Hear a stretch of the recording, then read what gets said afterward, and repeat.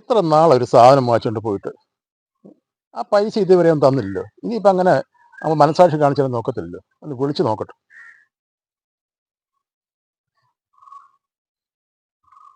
Hello, എടാ മാത്തുക്കുട്ടിയാണോ? ഏ, നീ എന്താ മാത്തുക്കുട്ടിയെ പൈസ കൊണ്ട് തരാഞ്ഞത്? അത് മോശമായി പോയില്ലേ? എടാ പറമ്പ് ചെന്ന പ്ലാവ് മുറിച്ചുകൊണ്ട് പോയതാ നീ. എത്ര നാളായി? നീ ഒരാഴ്ചക്കുള്ളിൽ തരാമെന്ന് പറഞ്ഞില്ലേ പോയത്?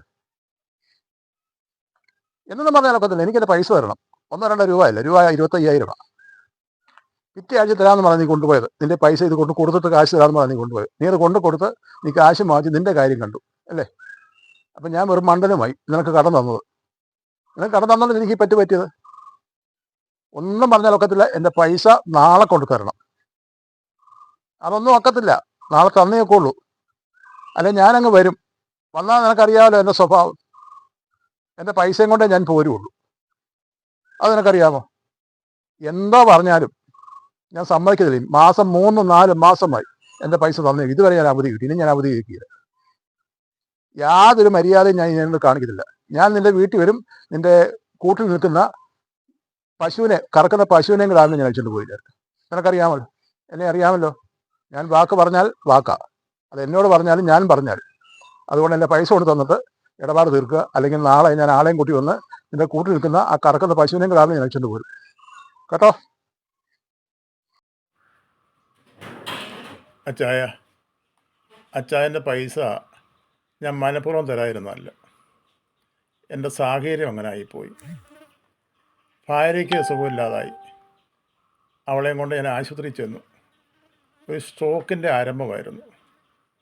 2-3 ആഴ്ച അവിടെ കിടന്നു കഴിഞ്ഞപ്പം ആ പൈസ എൻ്റെ തീർന്നു. ഞാൻ അച്ചായൻ്റെ പൈസ തരാം. ഇപ്പം എന്നോട് ചോദിച്ചാൽ എൻ്റെ തരാൻ യാതൊരു മാർഗവുമില്ല. അല്ലെങ്കിൽ അച്ഛൻ പറഞ്ഞൊരു കാര്യം ചെയ്യും, കൂട്ടിക്കുന്ന കറക്കുന്ന പശുവിനെയും കിടാവിനെയും ഞാനിവിടെ കൊണ്ട് കെട്ടാം.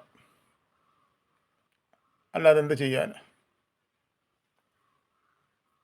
അവളൊന്ന് സുഖമായിക്കോട്ടെ. ഞാൻ എങ്ങനെയും പൈസ ഉണ്ടാക്കിത്തരാം. ഞാനിപ്പോൾ എന്തോ പറയാനാ? നിൻ്റെ സങ്കടം കേട്ടപ്പോൾ എനിക്ക് അതിനേക്കാൾ സങ്കടമായി. ഒരു കാര്യം ചെയ്യ്, നിൻ്റെ കിട്ടുമ്പോൾ തന്നാൽ മതി. ഭാര്യ സുഖമാകട്ടെ, അതല്ലേ ആവശ്യം. കേട്ടോ?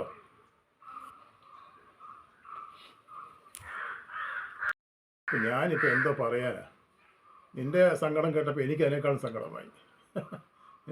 ഒരു കാര്യം ചെയ്യ്, നിൻ്റെ കിട്ടുമ്പോൾ തന്നാൽ മതി. ഭാര്യ സുഖമാകട്ടെ, അതല്ലേ ആവശ്യം. കേട്ടോ?